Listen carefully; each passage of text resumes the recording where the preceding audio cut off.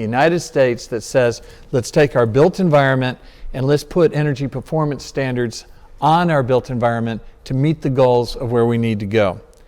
We have the largest solar deployment of any urban area serving primarily low-income residents. The idea that going green can also be have equity, inclusion, and meet our goals, natural values, is very important as well. And that's under Solar for All. And then our region is number 2 in Energy Star buildings. Now we're number 2 to LA, and not that this should be a competition, this should be for the whole world, to get to where we need to go, but for a while we were number 1. And now we're number 2 to LA for the past 2 years, and so we have to up our game to get back to being number 1 of the number of Energy Star buildings for any region in the nation. So the question is that we've accomplished a lot, and how are we going to get to where we need to go? And where we need to go is that we've agreed and set in legislation under Mayor Bowser's leadership that we will have 100% renewable energy by 2032. 100% renewable energy by 2032. 10% of it by 2041 will come from solar power that's generated within the District of Columbia. Now think about that. 10% of a city of 700,000 people with a built-out downtown to be able to deploy. We don't have a lot of cornfields. We don't have a lot of different fields that we can change over to solar farms. We have to deploy that in a built environment. So how are we going to get there? The way I lay it out is that energy comes from fossil fuels, comes from green renewables, but also comes from how much you can shrink that pie so that your renewable slices can grow. And so we have to shrink the pie, use less energy, use more green energy, and frankly tap more into naturally occurring energy. What's naturally occurring energy? Well, it's the sunshine outside, it's fresh air that brings in different temperatures to help get to the temperature you want. Naturally occurring energy is the energy used in order to get to your seat. That's just the human energy that we provide. It's not just saving energy, but it's naturally occurring energy. How do we grow that pie as well? So how we're going to meet these ambitious goals, we have an extraordinary panel that are out there figuring that question out. They're doing that in the public sector, they're doing that in the private sector, and we're doing that in a way that serves our DC residents fairly and equitably.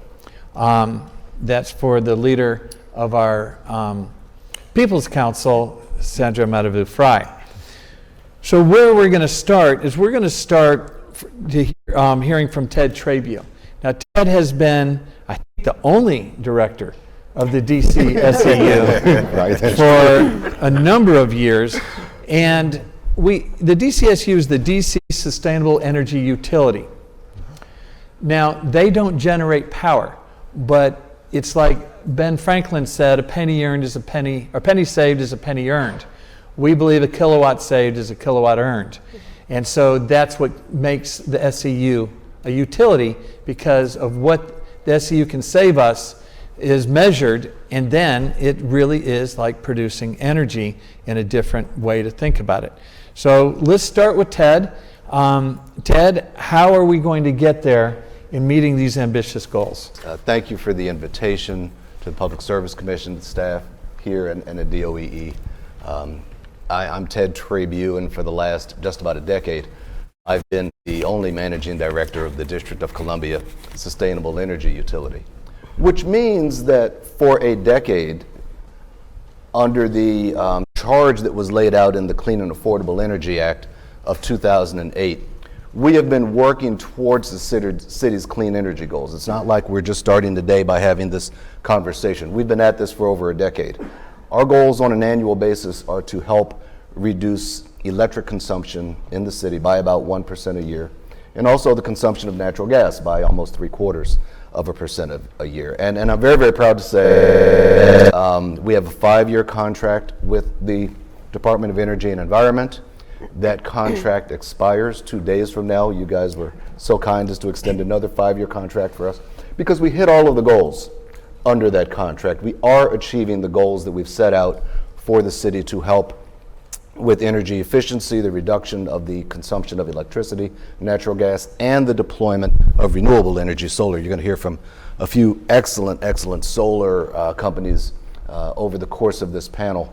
But all of these things, as you mentioned, Director Wells, add to the shrinking of the consumption of energy, add to the creation of energy that is sourced through clean, in a clean manner. But we have to do more as we move forward in the future. We run over a dozen programs at the Sustainable Energy Utility, and over the next 5 years as we move forward, we're going to launch a few new programs that I'd love to mention if I have a couple of minutes. One of the things that we've done, and the city has a very strong interest in decarbonization. We ran a pilot a couple of years ago to go into income qualified homes and take out the old inefficient furnaces, water heaters. People had a little bit of problem parting ways with their stoves. Some of them wouldn't. But we were able to replace those things with high efficient heat pumps. Very efficient equipment, significantly reducing CO2 emissions here in the District of Columbia, greenhouse gases, and really helping us move forward.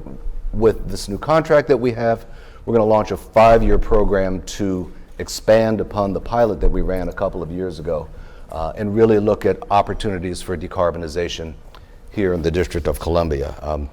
This is one that Councilmember Mary Che was very interested in getting rid of. Some people, this is kind of small, but gas leaf blowers and lawnmowers will become illegal as of January 1st. Not the lawnmowers, but the leaf blowers will.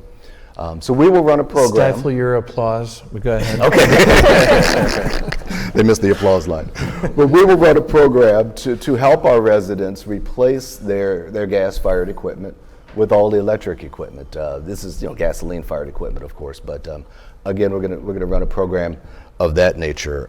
Third, I want to say this is something that we haven't touched on a lot in the last 10 years of our work. We're really going to start moving towards this in the next 5 years, which is refrigeration management.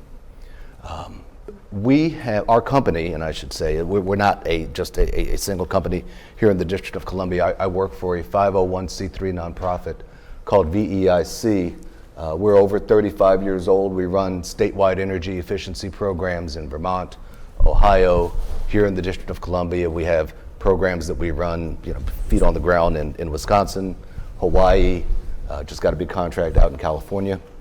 And so we're running all of these programs, learning best practices from all over the country. But refrigeration management is one of those. We are going into the giants and the Safeways of the world and replacing the refrigerators with much cleaner, more efficient equipment is one of the things that we will launch. And then you mentioned the building energy performance standards. This year, under the leadership of one of our teaming partners, Pure Consultants, and I see their CEO sitting there up there, Dr. Lily Abram, we started auditing for the first time multifamily buildings, income qualified multifamily buildings. We're doing audits on those buildings under the building energy performance standards. There are about 100 low income buildings that we will audit over the next year or so, and then go in over the 5 or so years after that and make significant energy efficiency improvements and hopefully deploy some renewable energy as well. And let me give you one last stat about renewable energy, because we're so proud of what we've been able to do here. We started our renewable energy programs with a program to install solar systems on income qualified homes, single family homes. We started in 2012, and we took a look at a map that showed that in wards 7 and 8 combined, and that's a quarter of the city, there were less than a dozen solar systems that had been installed. You contrast that to Ward 3, where there were 800 to almost 1,000 systems at that time. And so we started our installations, and we average about 100 to 110 installations a year. We started in Ward 7 and 8. Ward 5, Kenny McDuffie's ward, was the same way. There were about 12 solar systems there 10 years ago when we started this work. And so we expanded our work to Ward 5. I'm happy to say today There are more solar systems in Ward 7 than there are in Ward 3. And this is, you can applaud. We've installed over 1,000 single-family solar systems for income-qualified residents. And then 3 years ago, you granted us some money to run the City Solar for All program, which also installs community systems. You'll hear from some of the installers of those systems in a minute. By the time we finish our work this year, by the end of the calendar year, I would say, we will have helped an additional 6,000 income-qualified residents get subscriptions to these community solar systems and thereby cut their electric bills in half for the next 15 years. Significant savings for our residents and investments in our community. We're getting local installers to do this. They're hiring local DC residents to do the work.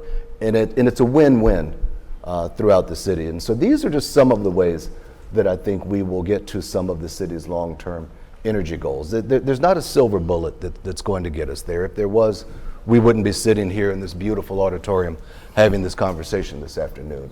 All of us are going to have to pitch in.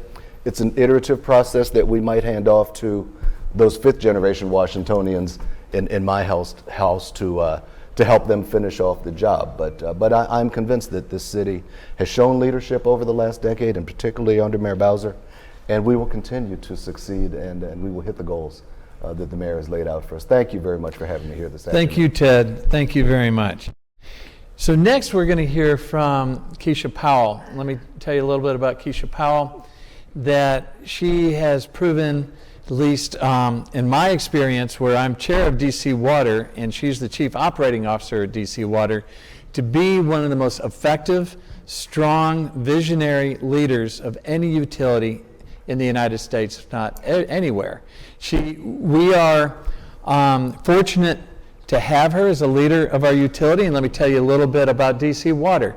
It is the largest wastewater facility system, modern, in the world. It is the largest in the world.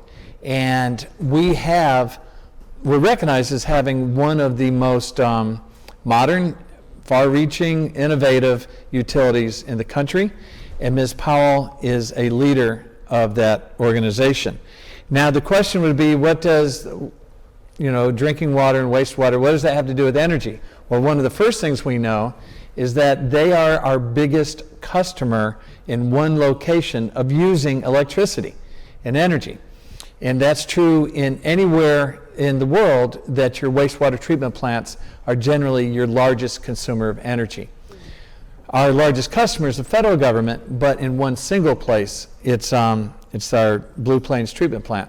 So with that, the DC Waters continue to be a leader in so many ways, and Ms. Powell is a part of that.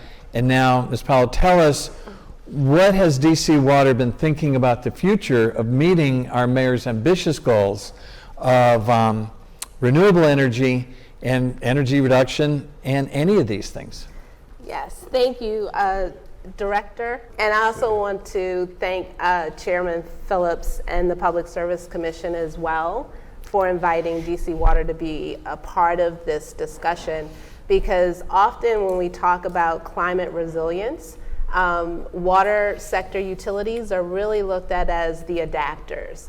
And as you said, DC Water has pressed forward, and we are leading the charge, I believe, across of all the utilities across the country in mitigating the impacts of climate change. And as the Chief Operating Officer of DC Water, I have really the honor of working with and supporting a team of subject matter experts who have been at this since before I came or joined about 18 months ago, including our Chief Energy Officer, Ernest Jolly, who is here, to advance DC Water's clean energy focus. As many folks know, DC Water is really a globally recognized water sector utility, serving customers in the District of Columbia as well as regionally through critical infrastructure, which includes 29 pump stations, and yes, the largest advanced wastewater treatment plant in the world, 153 acres of wastewater treatment plant. So, or as we like to say, resource recovery facility. So we do consume a lot of power. And as I see it, DC Water has worked to address 3 goals shared by the district. And that's cutting greenhouse gas emissions, increasing our resiliency, and then reducing waste. In 2015, so before I talk about where we're going in the future, I just want to throw out a couple of things that we've done in the recent past. So in 2015, DC Water commissioned what we call the Walter F. Bailey Bioenergy Facility, which efficiently produces clean, green, renewable power by essentially pressure cooking the sludge that comes from the wastewater treatment process, which in turn produces enough energy, about 10 megawatts of electricity, to power about 1/3 of the treatment plant's energy needs and significantly reducing our carbon footprint. Our headquarters building, which is also LEED Platinum certified and just won several awards in the Navy Yard, uses thermal energy that is recovered from the sewer, because that building sits over top of a pump station, to provide 100% of our heating and cooling needs there. And as the single largest power consumer in the district, we have a significant amount of green energy potential. We have access to land for solar projects. We're implementing the Brentwood Reservoir Solar Project, which we've subscribed to the Solar for All program, which will help us in turn help reduce the energy burden on close to 500 or a little more than 500 residents in the District of Columbia. And we've also got about 200 megawatts of power potential in our wastewater collection system. That's something that is unique to DC Water.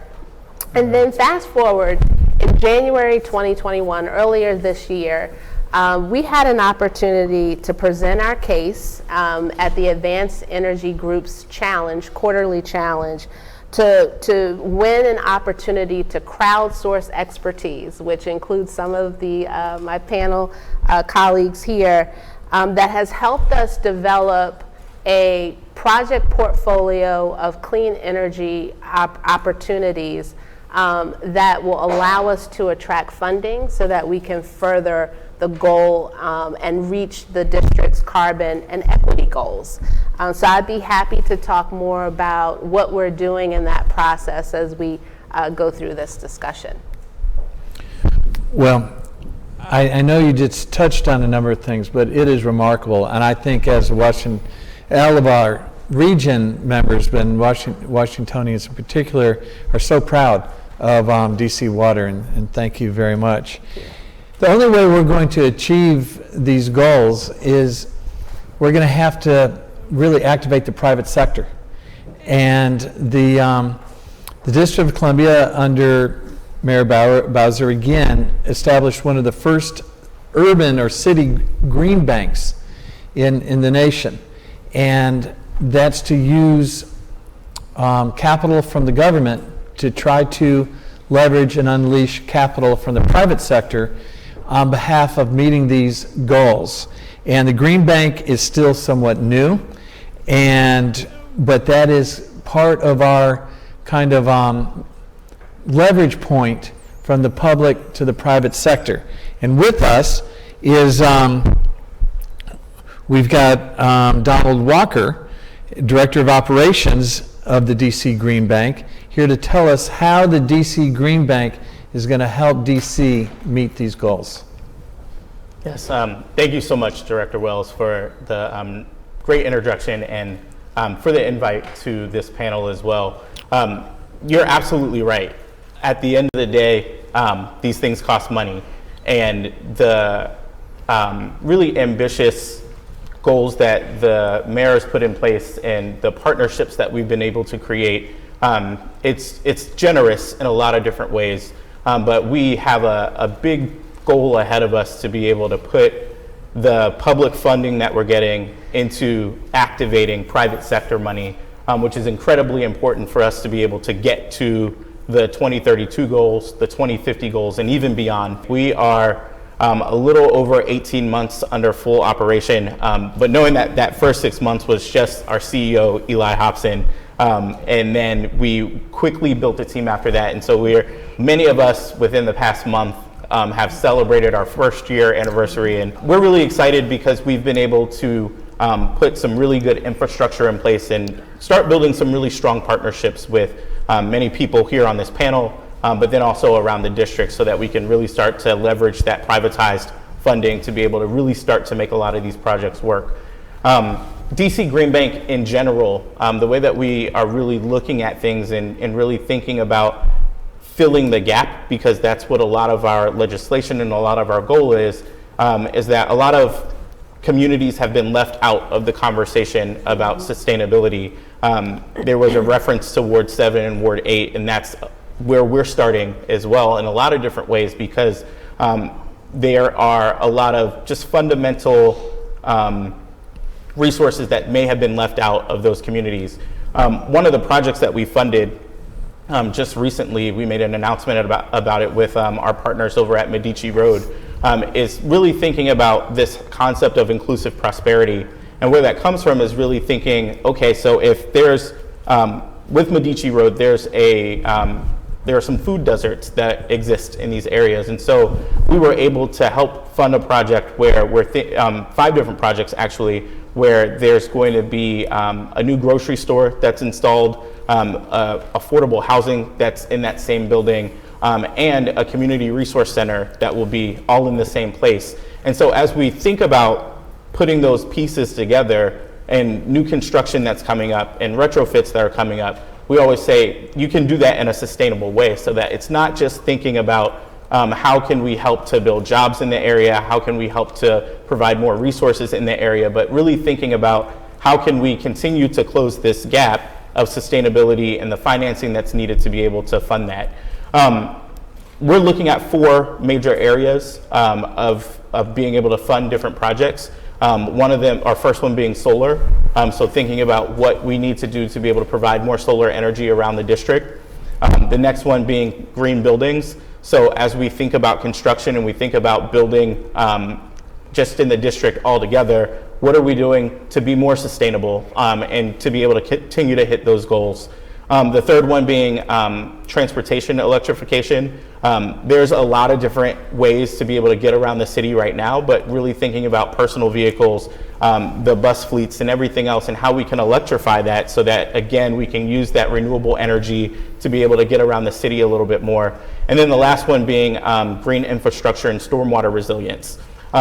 There are a lot of different projects, and one that we actually just funded as well, to be able to really think about how can we reduce stormwater runoff, how can we continue to create more urban gardens, how can we continue to really think about providing more shade, which helps with climate control just in general. And those are just a few ways that we're really starting to think about being able to use the public dollars that we've gotten, and then finding different partnerships and really helping people to understand that it's not a difficult process to be able to partner with different organizations to be able to find more capital in the private sector, because there are a lot of people that are out there that are wanting to participate. And I think that the funding that we have and the programs that we're putting in place will really help to jumpstart that in a lot of different ways. We have a very smart, engaged, entrepreneurial private sector.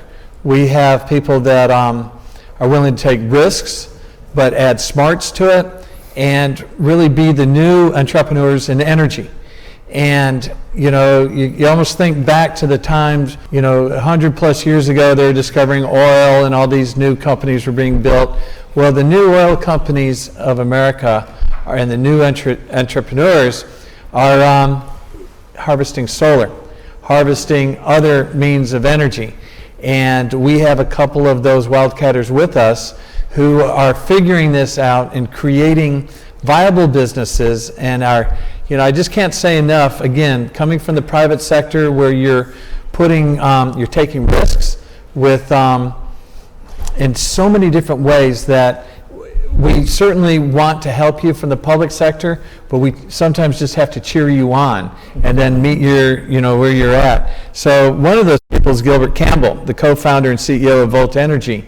And tell us about what you're doing and how you're going to help our city in partnership meet these goals. Sure, absolutely. Thank you for the introduction, Director Wells, and would like to thank Chairman Phillips for the introduction as well. And he's very humble. I don't know if he's in here now, but so proud of you for all the work that you've done in your leadership with the DC Public Service Commission, and we know that you're going to go on and do great things at FERC, but I really appreciate, especially as a diverse business owner, your commitment, especially in your leadership within NARUC, to make sure that supplier diversity and climate equity has been at the forefront of what you do, and also thank the rest of the DC Public Service Commission for your leadership as well. So as Director Wells mentioned, I co-founded a company called Volt Energy about 10 years ago.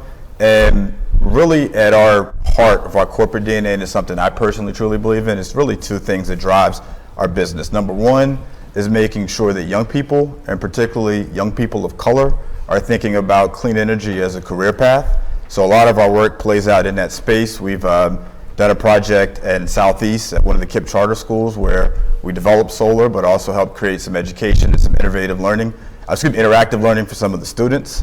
Right now, we're developing a pretty sizable project at Howard University, which is the largest on-site solar project at a historically black college, university, or HBCU across the country. So we're working with the students from unconventional schools, not just engineering and the School of Business, but liberal arts, the law school, to really share with them the opportunities in the clean energy space. So that's, so DC has afforded us those opportunities to be able to work in places like bold policy and leadership from the mayor, from the Public Service Commission. But one of the things that DC also does very well, it protects homegrown companies like New Columbia Solar and Dr. Abram at Peer Consultants, to be able to, in the RFPs, to really show a preference to DC companies. This is one of the hottest markets across the country for solar. Everyone's trying to get in here, but by protecting DC-based companies, you also allow us to go out and spread our wings. Founded another company, which is very similar. It's called Volt Energy Utility, which is focusing on developing utility-scale solar projects. A pretty big deal with Microsoft, where it's the first. We came up with this concept called the Environmental Justice Ppa. And here in DC, as you mentioned earlier, it's hard. You can't build a solar farm, unfortunately, in DC, utility-scale solar farm. We can develop in rural areas across the country to really handle emissionality. And what that basically means is we're developing projects where the grid is the dirtiest, working with our corporate partners, but taking a percentage of our revenue and investing it into inner cities across the country. So the deal with Microsoft is about enough power to power approximately like 50,000 homes. But without DC allowing us to, spread our wings and work on interesting projects here. And so how are we continuing to move the needle forward in DC? I've been empowered, like I said, things that are important to me are making sure that young people are in this space, and also that the clean energy industry is like America. And while there's been tremendous improvements, there's still a lot of work to be done. So I've been fortunate to sit on a few national boards. One is the Solar Industries Association, or SEIA, the American Associations of Blacks in Energy, as well as Renewable Energy Buyers Alliance. And they get sick of me because I'm always like, well, we do this in DC. They're like, oh, well, we're tired here about DC. But that's the reality. Like, DC really has set a precedent. When you really think about like, what can DC do differently? It's like, we're doing so many things that others aren't doing. But I just commend the leadership of in the district to creating opportunities for entrepreneurs of color like myself, allowing us to do work in communities that are going to make a difference, really make sure that the generation behind us is well suited to thrive in this space and also be able to create their own companies. And the last thing I'll just say is really the commitment to equity. That's mind blowing that Ward 7 has more than Ward 3, which is awesome to hear. We don't see that in other parts of the country. So just honored to be a homegrown DC-based company. Look forward to doing more work with a lot of the partners here. Thank you very much. And again, I think the audience can see why we have so much pride in the work that you're doing and with the community of that leadership from Washington. Taking that next step about entrepreneurial leadership, Mike Healy has been on the forefront of thinking through how does the financing work? How can we deploy more? How can we create cornfields in DC to deploy solar when we don't see them? And he's been very, very creative and also very persistent in saying, we can do more, we can do better. Mike, tell us more about New Columbia Solar and how we're going to meet these goals for the District of Columbia. Well, thank you very much for the introduction. Director Wells, I think every time I'm on a panel with you, it gets nicer and nicer. So I want to do more panels. To start off, I also want to thank Chairman Phillips for his leadership. I think this is tremendous to see everybody here. Throughout the chairman's tenure, it's been incredible to see the accessibility that the Public Service Commission has had that it just hasn't had before. And it's exciting to see when we have kind of all cylinders of the public sector kind of working together and then working with the private sector. I think that's where we're at, and we haven't been there in the past. And it's a really exciting time. We've had tremendous leadership from certainly the council and the mayor's office, and it's just an incredible time to be here in the District of Columbia. My name is Mike Healy. I'm the CEO and co-founder of New Columbia Solar. New Columbia Solar started in 2016, and back then we had 3 people. We are nearly 100 people now, and we've invested over $100 million into the District of Columbia through solar energy. And we've done that back in 2019. We raised the first dedicated tax equity fund to projects in the District of Columbia. It was a $50 million fund and then this year we did $75 million. Sorry, I guess it was 2020. And then this year we did about $75 million. So now we've invested over $100 million into solar assets all over the District of Columbia, places like Children's National Hospital at Walter Reed, Audi Field, and a number of schools. George Washington University is an example, as well as a number of KIPP schools as well. And so we're really excited about what we're doing here in the district, all 100 of us, and we're dedicated to really focusing on the district because as Director Wells noted, this is a really unique environment in the District of Columbia. But it is getting national recognition. We had the opportunity, Commissioner Thompson was there a week or two ago, and New Columbia had the opportunity to co-host with DOEE and have the White House climate team come out and actually build some solar systems at a facility down in Ward 8. And by the way, I want to note, Wards 5, 6, 7, and 8 have more solar than Wards 1 through 4 now. So it's pretty, it didn't start that way, but that's kind of where we're at. Awesome. And, but we had this incredible opportunity to come out and show, the White House team what's going on with solar and what we're doing here in DC. And it was just incredible to get the questions that they were asking. And it was really speaking to the importance of building out in the built environment. And I think that this is something that is often overlooked, but when you start to engage, certainly the White House recognizes this, there's incredible goals, not just here in DC, but nationally, obviously, to try to get to 40% clean energy or 40% solar by 2035 is the national goal. And in order to do that, we have to do it with the built environment. And the reason for that is because we don't have enough transmission capacity to be able to take power into the big population centers. And so what New Columbia has really tried to focus on is how do we do that? How do we capture that 50% of power that's essentially needed to be built in the population centers and to be able to actually power our cities here with solar energy. And so we're focused on that. We've done over 25 megawatts here in the District of Columbia. We own and operate most of those megawatts. We've also had the honor to be a large participant of Solar for All and a large provider of solar power to Solar for All participants. Really excited about that. We did Children's Hospital, which I believe is one of the, maybe the second or first largest Solar for All project. And so we've had this incredible opportunity to really, I think of us almost as the conduit in many ways to enable the district to achieve its goals. Obviously, there's other solar companies as well doing this, but that's really what the private sector is here to do, is to enable that. And we're going to keep on pushing. Interconnection is a perfect example. We've really focused on, in the last year, 18 months or so, we've built out a team in-house to really focus on interconnection and work hand in hand with PEPCO so that we can get solar systems interconnected faster. I mean, how are we going to achieve our clean energy goals? We got to get the solar systems interconnected. And so that's a big part of what we're doing.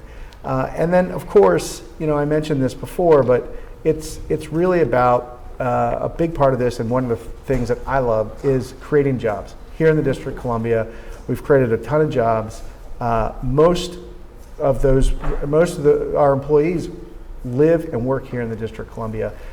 We have employees across all 8 wards, and they love working on solar projects in their community. And so we've built a business that is really focused on connecting with the community and enabling the community to achieve its clean energy goals. And we started with solar, but we have great relationships with 200, 250 building owners across the district now. And our goal is, the district's trying to do additional things, which is great, really pushing the envelope on energy efficiency through the BEPS program and things like that. We think that there's a role for us there to work with our customers, to work with our partners to enable more of the district's vision and goals in clean energy. Great. Thanks, Mike, and thanks for your leadership. So next, we're going to hear from Sandra Madavu-Fry about the People's Council. But let me say about the People's Council is that all these are great ideas and it costs money, but who's looking after the ratepayer? Who's looking after the residents? Where's the voice to say that makes sense or that doesn't make sense, and that's going to cost how much? And with the Public Service Commission, we have the People's Council who has legal standing to say what they think is the right thing on behalf of the residents and the ratepayers of the District of Columbia. And serving in her second term, my good friend and colleague, Sandra Madavu-Fry, People's Council, District of Columbia. Thank you, Director Wells. It is a pleasure to be here. It is a pleasure to see so many familiar faces. I would like to start off, of course, by thanking Chairman Phillips for his leadership and for his vision in putting this conference together. This is an important discussion. It is an important dialogue. And to have this many leaders before us, and I know that the previous panels likewise had leaders that are telling us and that are moving with us as we move forward in a totally new environment. As a People's Council, I am mandated by law to represent the interests and advocate on behalf of DC consumers. In 2008, the Council expanded both the mandates of the Public Service Commission and the Office of People's Counsel to include environmental issues. And in 2018, subsequent to the passage of the Omnibus Act, they also expanded our jurisdiction to include climate change as we make policy decisions. OPC's efforts to advocate and educate and to promote really are the cornerstone of what we do. As early as 1978, the office published a consumer manual on conservation.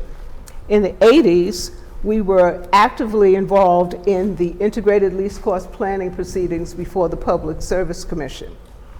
During my first term, I created an energy efficiency and sustainability section at the office.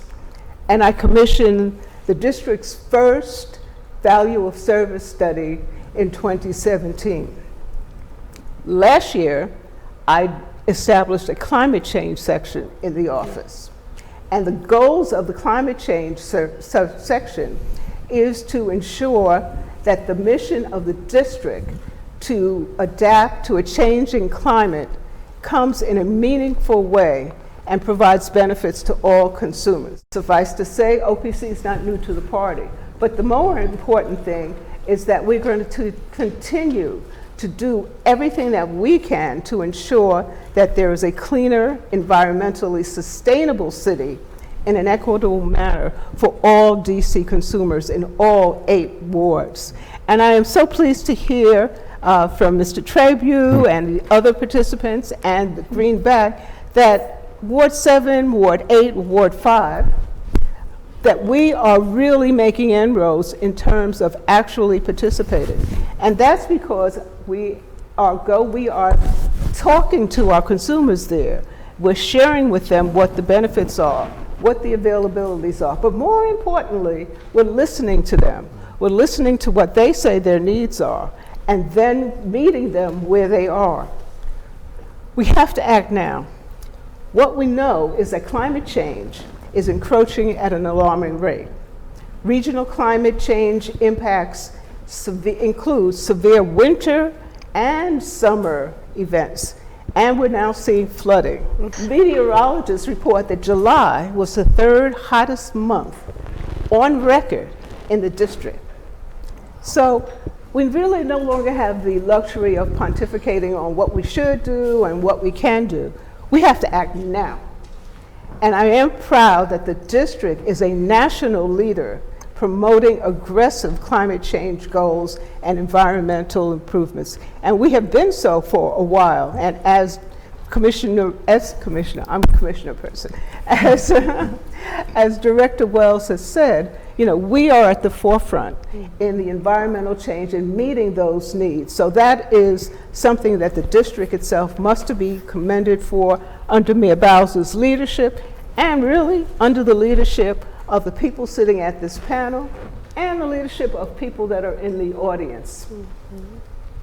But unfortunately, and this is where I get into my bias, while the policymakers are opining about the high cost of grid modernization and decarbonization, we're talking about FERC policy versus state policy, and even some surreal claims that climate change doesn't exist. We don't hear that much about the lack of consumers at the decision-making table as the energy transaction takes place. So what does that mean? Good policies come from asking the right questions and talking to the right people. Because the city's goals are dynamic and aggressive in nature, all stakeholders, all consumers need to be involved in discussions in which we are asking forward-looking questions and dealing with or addressing how we're going to live with this rapid change that's coming place. Terminology such as grid modernization, electrification, and decarbonization, while we love them and we get it, these are really totally foreign terms to many district residents whose daily lives nonetheless are going to be impacted by these changes. Ted mentioned that when they went into electrification and dealt with consumers, they said, okay, well, we'll deal with the furnace. But we have to be able to focus on outreach, education, and basically empowering consumers. Otherwise, the absence of consumer participation will remain a major barrier to achieving the district's climate change goals. What we also know is that equity cannot be added as an afterthought. Equity must drive program design and evaluation from the beginning. And I think, we're kind of there. We're ahead of the game, clearly ahead of the game of most other states and the nation in general, but we still have a way to go. The utilities, the commission, and the district government must seek meaningful, broad consumer input. Collectively, and I mean everybody, all the parties must work to educate consumers about the choices that will be available to them as we try to modernize the grid and decarbonize our atmosphere. We must facilitate the ability of consumers to provide meaningful input and the distribution of benefits and costs to mitigate environmental injustice, there goes that word, must be shared among all consumers and rate classes. Also, we no longer can sweep environmental injustice under the rug and pretend that it doesn't exist, even in the District of Columbia. Consumers must see that their actions can actually make a difference, and clean energy transformation will improve their lives, will lower their bills, and I know that's a difficult one because we know the costs are going to go up. They will make their air cleaner, it will make it easier to withstand that next storm, and ultimately create a healthier environment for them and their neighbors and their children. Yes, the transformation is going to cost tons of money, but our most vulnerable consumers cannot be required to bear a disproportionate or inappropriate burden of those costs. I'm going to conclude, I'm going to stop talking, and saying that it really is time that lay consumers become involved in the conversation. And again, I commend the Commission and Chairman Phillips in particular for opening this dialogue. And then I will say that we invite you to join OPC in a continuation of this dialogue as we are sponsoring a conference, and we're calling it a conversation on October 12th, October 16th. Our information on our conversation and dialogue is available at our tables, which are outside, and as well as Eventbrite. Thank you very much. I look forward to any questions. And again, commendations to the people that are here, and certainly to the leaders on the panel, the mayor, the council, and the commission. Thank you. Well, let me say that I intentionally had Sandra go last, and Sandra, you did not disappoint. And what I want to do is build on that. And I want to ask the panelists from each of you, one of the things, obviously, the pandemic happened, but also Black Lives Matter happened. And it brought the nation's, if not the world's, attention to equity. But also what Sandra talked about is inclusion. Equity is measurable, but inclusion is experienced. They're both experienced, but you can't leave out inclusion. So your audience is the country, the world, not just our city. I want to ask each panelist for either a lesson learned or a recommendation to our participants, our viewers, that you want to give related to our future, meeting these goals around clean energy and sustainable energy, either a lesson learned or a recommendation around equity and inclusion from where you sit. Donald? We'll start with you. Well, for me, equity means that we, again, emphasizing the need to listen first and to make certain that the benefits that we achieve through our efforts are really shared with all customers. Again, we are ahead of the game. The fact that we have, the high penetration and concentration in wards 7 and 8 and 5, which are generally our low-income wards, is important because these people, the people there, these people, but all of our residents need to know that they can benefit from these, and it's not just an abstract term where, oh, that's for something for somebody else, that it's a real, tangible benefit that will come to them by their participation and their active participation in these programs. When talking about sustainability is often jargon that people who are in the industry are very used to. And so as we are talking about what we're going to do to affect people's lives, their homes, their well-being, we have to make sure that we're using terms in language that is inclusive of everyone. Not everybody understands how solar works. Not everyone understands why stormwater resilience is important. And from a green bank standpoint, not everybody understands or even has access to the capital that's needed to be able to make that happen. So one of the recommendations that I would say, and something that we are really focused on, is not just bringing people into the conversation, but creating products and taking more risk on people and organizations that may not have had the same access than before. And I think that's where we're really fortunate, especially here in the district, with the mayor in being able to allot money to be able to be more risky on some of those investments. I think ultimately, when you think about it, a lot of times when we talk about risk, especially when it comes down to financing, is that that's man-made in a structure that was intentionally put together to leave people out. And so as we think about how we create our products, and the biggest recommendation I would say is, how do we bring more people in so that we can make sure that the capital that's being in place, and especially with leveraging the private capital in, that it's being distributed not necessarily in an equal way, but in an equitable way, so that people who have been historically left behind are able to have that access so that their opportunities can continue to grow and thrive. Mike, you've been at this for a while. Do you either have a recommendation or a lesson learned in your journey on this? Well, I would say that the Solar for All program is a recommendation. I think we need to continue to work on it and refine it and innovate on it, but the program needs to be recognized for what it is, and that is trailblazing equity inclusion in clean energy. Solar for All is a program where the district provides up to 50% of the clean energy provided from the solar program or from the solar system to residents, low-income residents across the city.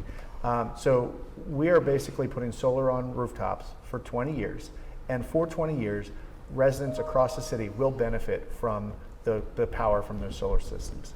And the incredible thing about it is the building owners often, when you explain the program and the benefits that it provide to residents, they get really excited about that. They want to help. They just don't know how to do it. And it's a conduit that we are able to provide. On the other side, when you talk to the residents, and the residents who really need this, it's really important. I've talked to plenty of folks who are participating in the program, and we're talking about, we're literally talking about putting food on the table and or affording your medicine. I mean, it's really that important to a lot of the residents out there. So it's an incredible program, and I think that the spotlight really needs to be shown on this program about how we can do this all over the country. It's an incredible program. Okay, quickly, Gilbert, what's your big recommendation to those that want to promote and be sure that equity inclusion is part of a green future? Sure, and as the commissioner mentioned, the time is here. I mean, if you look at the wildfires on the West Coast, to the flooding here, to the hurricanes in the Gulf, to flooding in subways that I've seen in New York, we need to collectively make sure the folks on Capitol Hill are doing right by the people. And when I say that, we've got aggressive goals, the challenges that we need to get to be able to have a decarbonation and a power grid that's carbon free by 2035. Got a lot of work to be done. And the reconciliation bill is an excellent step with a lot of climate legislation that's there. So specifically, as it relates to equity, there's the Justice 40 program, which 40% of all clean energy investments are going in underserved neighborhoods. So supporting smart policy, not for industries and others that don't need the investments. But what can the district do? Well, the solar industry comprises about 4% currently of our electricity generation in the nation. To get to where we need to decarbonize the grid by 2035, the solar industry needs to be at 45%. DC right now is carrying away, especially as a smaller, it should be a state, but it's a smaller city, at 2%. And I know you mentioned 10% by 2041 with solar. We might want to look at, as we always are taking the lead, pulling that goal up a little bit sooner, because we can't, our future generations can't wait on inaction. So I think, make sure that we're lobbying on the Hill for smart policy and continue to take leadership here. That's one part of environmental justice and equity. And the second part that I mentioned, I think is so critical for climate wealth, for those that have not participated from it, that benefited from environmental justices. And I will specifically give a shout out to the DC Green Bank. You know, they're creative. You guys are a partner. We were intentional. Our subcontractors are all local African-American installers and engineering firms. So again, I would just say, you know, everything should be looked at from an equity standpoint, environmental justice, but don't forget the economic justice component of environmental justice as well. Ted, quickly. Thank you. In a traditional sense, to hit our energy efficiency goals, you would think that you would go and search out the largest consumers of energy. You'd go to my partner next door at DC Water.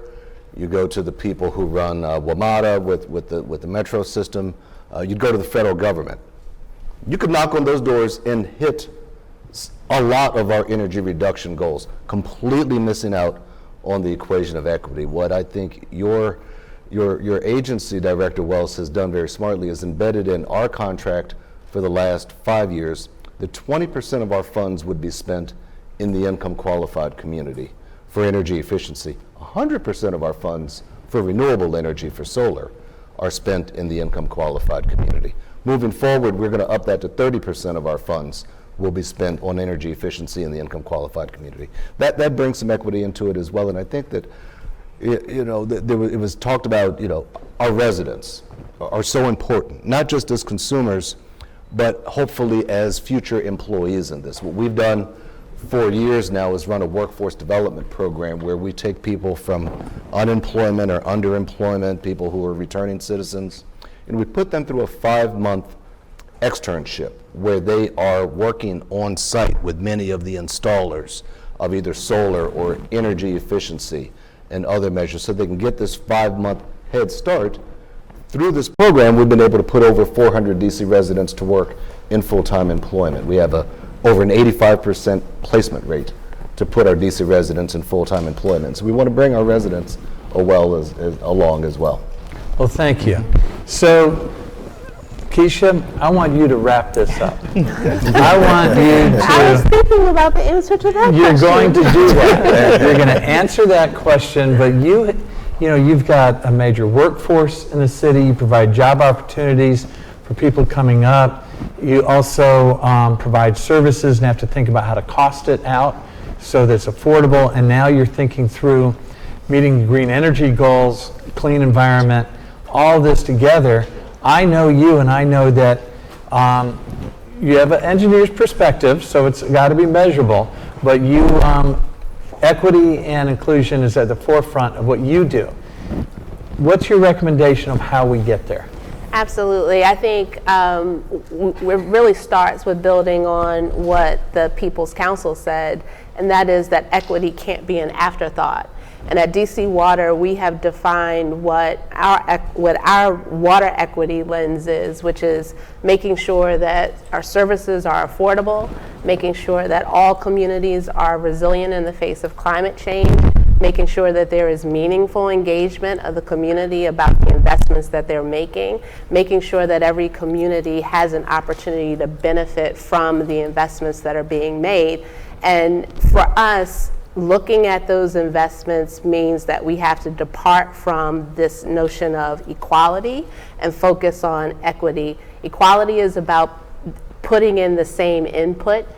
Equity is based on looking at the outcomes that you're achieving. And when we started developing our project portfolio for clean energy opportunities, we didn't say we just want to meet the district's carbon goals. We developed a tool to meaningfully tell us how we would meet equity-based goals. So making sure that there are jobs for folks in the community, from the communities where we're doing the work, making sure that we are engaging local minority and women-owned businesses to do the work, and making sure that there is inclusion in the process of saying what projects we should move forward with, because at the end of the day, the work that we're doing is with our ratepayers' funds. So I really believe that our lesson learned and what we are doing at DC Water is really thinking about equity up front and making sure that that drives our thinking about the investments that we're making.